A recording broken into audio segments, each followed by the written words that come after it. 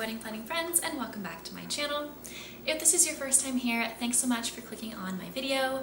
I'm Emily Summer. I'm a wedding planner based in Montana, and I make weekly videos on wedding planning tips and advice. So a lot of my videos I talk about kind of the back end part of weddings and all of the planning details and all of the fun and not so fun parts of wedding planning. Today I want to talk about something so that you aren't losing sight of what your wedding and planning your wedding is all about, and that is how to personalize your wedding and create little special moments that will also make great photos as well.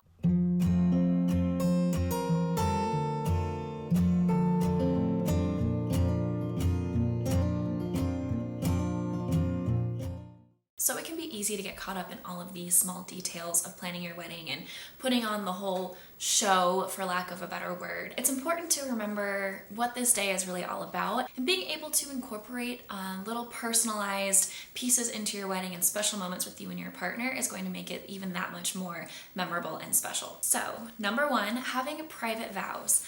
This is something that a small percentage of my clients will do, but I think it's something that is so special and unique to kind of you and your relationship, and being able to have this moment that's just the two of you, which on your wedding day is pretty difficult to do, to have that alone time with just you and your partner. And so whether this is after your first look, or I've had couples that will have a religious ceremony in a church and then have a reception somewhere else, and they will do their private vows in between, because a lot of religious ceremonies don't offer the option to be able to write your own vows and kind of make them personalized to your partner in your relationship. So I've had couples that will do that in between and just kind of have just themselves, or maybe just their parents or their siblings or their best man and maid of honor, however you want to do that for you. But being able to read private vows to one another, especially if you're somebody that is a little bit has some stage fright and doesn't want to get too vulnerable in front of their friends and family at your actual ceremony, this is a great option for you.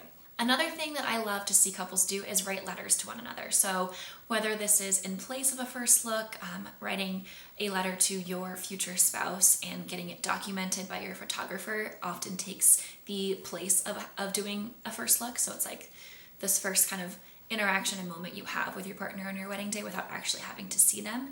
And just writing a really nice heartfelt letter, maybe about what this day means to you, or something, a memory of an early point in your relationship, whatever that means to you. Having this heartfelt letter to open on your wedding day, it's a very special moment, and especially if you can get it documented by your photographer. I also had a client this last year who the groom wrote several letters and had appointed the maid of honor and several bridesmaids to deliver them at certain points throughout the day. So while she's getting her hair done, her makeup done, before you're taking pictures. It was so touching to see how emotional she got and how giddy it made her to be, getting ready to marry this man who was sending her letters throughout the day. It was very romantic. Another way to bring some personalization into your wedding is table numbers. I've seen so many different ways to do this with table numbers, and essentially table numbers are there to kind of designate either your seating chart and seating assignment, or for the DJ to be able to announce by table numbers if you're having a buffet line.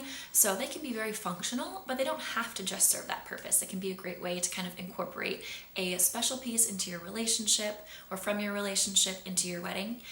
Things like having your table numbers be pictures of you guys at that certain age. So like table 9 would be you and your partner when you were 9 years old, and that's something that's really special for all the people that were in your lives during that time to look back and see that, and also people that maybe are just new in your relationship and new in your life and haven't seen that part of you, and it's just a special way to kind of bring your two lives together. I've also seen themed tables, so every table was named after maybe your favorite movie or a favorite place you visited, or your favorite song, or different lyrics from a song. You can get as creative as you want, but this is a great opportunity to be able to bring in those little personalized touches to your wedding.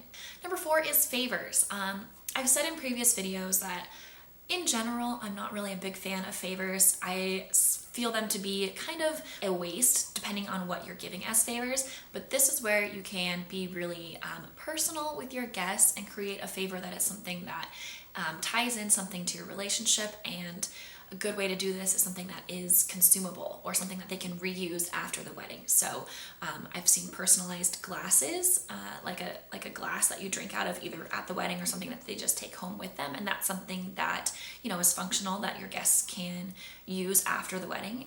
Or I also had a couple that they harvest berries and strawberries and farm it, and so they made jam for their wedding for their favors. And so not only is that a sweet way to be able to incorporate something that's a part of their lives, a part of their relationship, but also something that their guests can consume and enjoy. Number 5, having an officiant that is a part of your lives. So if you are not planning on having a traditional religious ceremony, being able to have either a friend or a family member or somebody that knows you two and your relationship and has maybe been around for the majority of the relationship to officiate your wedding is a great way to be able to incorporate some more personalized pieces into the ceremony. They can talk about stories of your relationship, maybe how you met, and just sweet little anecdotes that make it a lot more personal. Number 6 is doing a first look with your bridesmaids. So when you're getting into your wedding dress, sometimes this can be kind of a rushed piece of the wedding day when you're getting ready and you need to get into your wedding dress to start photos or do your first look, or maybe it's right before you're walking down the aisle, whatever that is. Being able to do a first look with your bridesmaids allows you to kind of slow down a little bit and take in what is going on and be able to have this really sweet moment with all of your girls that have been there with you through this whole relationship. And not to mention, it creates some really, really sweet photos. And number 7, this is something that I've seen just a couple of times and I think it's so sweet and romantic, and that is having your partner choose the song that you're walking down the aisle to, or vice versa. So maybe if you're the bride and you're walking down the aisle and you want to choose a song and not have your partner know what it's going to be until the moment you walk down the aisle. Or I've seen it the other way around as well, where the groom selected the song and the bride had no idea what she was going to walk down the aisle to until it started playing. And it's just an extra little piece where maybe you have your one song that you're doing your first dance to, but there's some other songs that have played a part in your relationship that are maybe meaningful to you in whatever way. And so to be able to kind of bring that in really elevates this moment even more, and is also a sweet way to kind of see how your partner thinks about you, or just to see what song they choose for you to walk down the aisle, or vice versa. A friend of mine's husband actually wrote her a song, just instrumental on the guitar, and recorded it, and that's what he played for her to walk down the aisle. And let me tell you, the emotion and the tears that came from that was so sweet. So there are some ways to not get all caught up in the show and just checking things off the list to have at your wedding, doing all the normal traditional things and having your wedding just like everybody else's. There are 7 ways to personalize your wedding and create some special moments for the day. Hopefully you found this video helpful. If you did, please like and subscribe to get weekly videos on wedding planning tips and advice, and we'll see you next week.